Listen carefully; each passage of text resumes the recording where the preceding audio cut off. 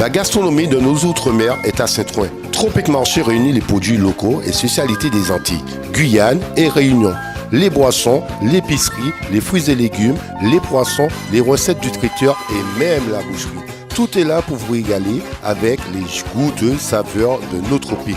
Pour un Noël de tradition, jambon, boudin, cochon, pâté, lambi et autres délices vous attendent. Notre équipe est à votre service et vous conseille. Joyeux Noël! Réunion Actualité. Bonjour à tous, des drapeaux en berne à l'hôtel de région, mais également dans quelques communes de la Réunion. Explication dès le début de ce journal. Le Vatican autorise le mariage religieux pour personnes du même sexe, mais sous condition. On en parle dans quelques instants. Street Totocher, c'est le nouveau jeu vidéo 100% pays, un jeu dont la radio est partenaire et c'est à suivre. Une disparition inquiétante. Un ecclésiastique, le père Waro, disparu depuis plusieurs jours, appel lancé par ses paroissiens. Et puis la météo, rien de particulier ce matin, soleil et chaleur de saison. Prévision en fin d'édition. Vous l'avez peut-être constaté si vous êtes passé devant l'hôtel de région au Moufia, le drapeau français est en berne. La raison, Huguette Bello, la présidente du conseil régional, qui veut marquer son opposition à la loi immigration. D'autres collectivités comme les mairies ont pris la même initiative à La Réunion, notamment à la possession Vannexa Miranville, aux jointes hier. J'estime que la République est mise à mal à travers la loi sur l'immigration qui a été adoptée par le Parlement dans une version qui est beaucoup plus dure que le texte initial et qui est même la plus dure depuis les lois Pasqua de 1986 et 1993. On a vraiment là, par exemple, une atteinte au niveau de la régularisation des travailleurs immigrés qui n'est plus possible qu'à titre exceptionnel. On a également la fin du droit du sol automatique. On rétablit des quotas migratoires. On ne permet plus aux étudiants étrangers d'avoir un titre de séjour à la seule condition de mettre en place une caution. Voilà, c'est vraiment pour moi des mesures qui vont à l'encontre de l'esprit des Lumières, de l'esprit d'ouverture que la France incarne depuis bien longtemps. Voilà, donc je m'inscris vraiment en porte-à-faux complet avec ce qui a été acté et d'où cette décision de mettre les drapeaux en berne. Vannexa Miranville, la maire de la Possession, la commune de la Possession où le drapeau français est en berne. On vous l'a annoncé cette semaine, le Vatican a autorisé les mariages religieux pour personnes de même sexe, mais cela se fera sous condition. Par ce texte, c'est donc une certaine reconnaissance accordée par le pape. Alors, qu'en pensez-vous? Lonis Saïbi vous a tendu le micro. Et nous y reviendrons d'ici quelques instants. On enchaîne avec ce risque Covid. Les fêtes en approche et sous le sapin, on risque de trouver le Covid, invité surprise de cette fin d'année. Aux urgences, les consultations pour le Covid sont en hausse et s'accentuent depuis 4 semaines. 75 passages aux urgences depuis décembre. Dans ce contexte, l'ARS recommande vivement d'éviter les embrassades, de mettre à disposition du gel hydroalcoolique, d'espacer les tables et d'aérer la pièce dans le but de passer de bonnes fêtes de fin d'année. Je reviens sur cette information qui est tombée dans le courant de cette semaine. Le Vatican a autorisé les mariages religieux pour personnes de même sexe, mais cela se fera sous condition. Par ce texte, c'est donc une certaine reconnaissance accordée par le pape.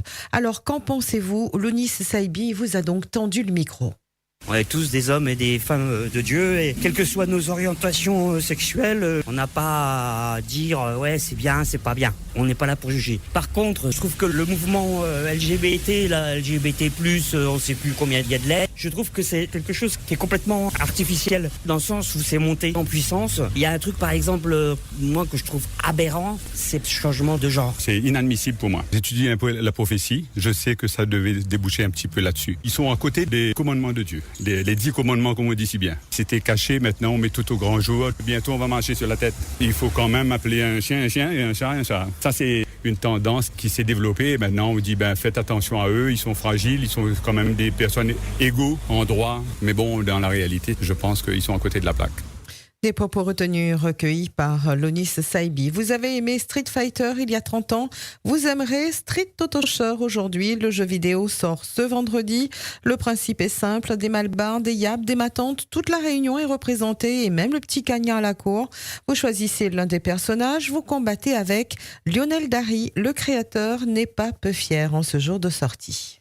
Il y a un petit personnage assez emblématique, le petit ma tante, il est vraiment en mode de marché forain, avec un tas à faire sa moussa, bobo piment dans son tente, et bonne des 3 légumes. Et dans le jeu, c'est mon attaque un peu avec son tente, on va dire, il lance des samoussas aussi. Et son ultime, qui appartient à Kali, s'appelle Freedom. Et pourquoi il appelle Freedom? Parce que ici, nous connaissons que Freedom, voilà, c'est la solidarité, ouais. Voilà, on appelle Freedom, ou gain coup de main, pour ceci, pour cela. Et ben là, de ce jeu-là, où le petit ma tante dit, attends, mais appelle Freedom pour.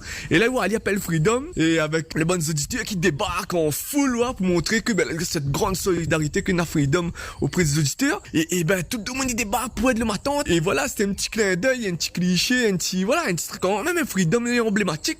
Et comment pas pouvoir mettre Freedom là-dedans? T'es obligé de mettre un Freedom là-dedans. Parce que là-dedans, en fait, quand tu parles de notre façon de vivre, notre façon de causer, ben, aujourd'hui, la Réunion, faut dire la vérité, hein, nous vivons avec Freedom. Qui sait qu'on n'est pas Freedom? Ah, ça risque là. Et dans le jeu Street Toto Shore, votre personnage sera donc la matante, elle qui est très forte avec la solidarité des auditeurs de Radio Freedom. Street Toto Shore en partenariat avec Radio Freedom. À 8h37, c'est une disparition très inquiétante, celle du père Guy Waro. Il est âgé de 54 ans. Il a disparu mardi matin après la messe. Depuis, plus de nouvelles. Le père Waro a été vu pour la dernière fois dans le quartier Saint-Jacques à Saint-Denis. Il a quelques problèmes de mémoire et régulièrement, il se rend au chaudron avec son sac sur son épaule. Un de ses paroissiens l'y a vu récemment. Père Guy, ces derniers temps, Père Guy était vraiment perdu par rapport, il faisait Saint-Jacques, Chaudron, l'église de Saint-Clotilde. Il croit qu'il est toujours curé à l'église de Saint-Clotilde. Il y a une fois que je m'en parlé avec lui, il me dit, Père Guy, vous habitez plus là, maintenant, il est à Saint-Jacques.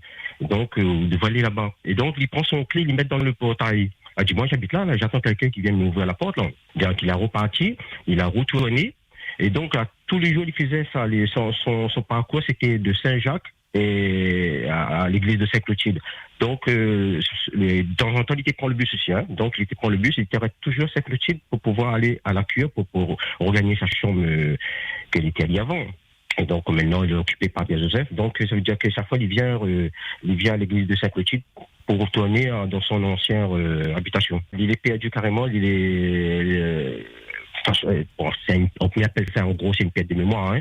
Si vous avez des informations, vous pouvez appeler le commissariat Malartic. C'est une histoire à peine croyable que vous allez entendre, une mauvaise surprise pour cet habitant de Saint-Joseph. S'agit-il d'une vengeance ou bien d'un acte totalement gratuit? Il s'interroge. Il arrive de chez moi. Mon portail était vraiment gommé de merde partout. Moi, tiens la photo, le portail, comment était peint carrément avec la merde. Pour moi, c'est la première fois. J'ai vu la caméra. Il a tourné ma caméra pour gommer ce portail de la merde. Mais si vraiment j'attrape cette personne-là, il devrait revenir, hein. J'espère qu'il écoute Freedom. Reviens, rien que pour voir. Moi, tout la merde qu'il met sur le portail, je vais bouffer cette merde-là c'est qu'il avait moi, monsieur. Il va lécher ce portail-là. Il va nettoyer ça avec sa langue, ce portail-là. Si j'attrape cette personne-là, franchement. Moi, j'en ai pas personne. Moi, je suis chez moi. Je suis vraiment discret chez moi. Pas de désordre, pas de bruit, pas rien. Il va rigoler. C'est vraiment déséquilibré. Franchement. Ah oui, j'ai déjà appelé la gendarmerie, là. Moi, je vais le faire bouffer, ça. Un envoi de mail de la part d'une assurance et un mystérieux appel à 3h du matin pour obtenir un code de carte bleue. Évidemment, c'est une arnaque. Cet homme a failli se faire avoir, mais il a eu la présence d'esprit de ne pas donner ses informations confidentielles.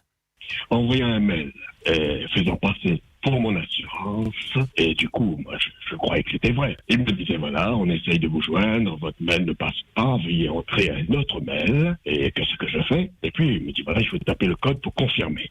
Et là, je regarde l'heure, c'était 3h du matin. J'ai vu que c'était un arnaque. Parce que je regarde l'heure, je dis 3h du mat, qui travaille à 3h du mat, qui se soucie que mon email ne passe pas à 3h du mat.